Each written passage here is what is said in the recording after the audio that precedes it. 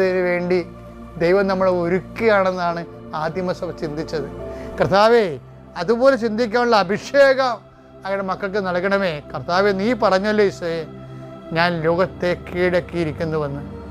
ഇതുപോലെ ലോകം നൽകുന്ന ദുഃഖങ്ങളെ കീഴടക്കാൻ യേശുക്രിസ്തുവിന്റെ വചനങ്ങളാൽ ഞങ്ങളെ അങ്ങ് ആത്മധൈര്യപ്പെടുത്തണമേ, അഭിഷേകം ചെയ്യണമേ. നിത്യം പിതാവ് പുത്രൻ പരിശുദ്ധാത്മാ സർവീശ്വര എന്നേക്കും ആമേൻ.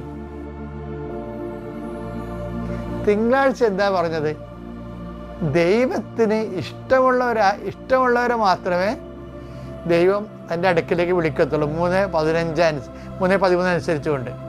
അപ്പോൾ വ്യക്തികളെ അങ്ങനെയാണ്, പ്രാർത്ഥന അങ്ങനെയാണ്. എന്താണ്? ഇഷ്ടപ്പെട്ടവരുടെ പ്രാർത്ഥനയായിരിക്കും ദൈവം സ്വീകരിക്കണം എന്നർത്ഥം. അപ്പോൾ ഒരു ചോദ്യം വരും. എന്താ ചോദ്യം എന്നത്?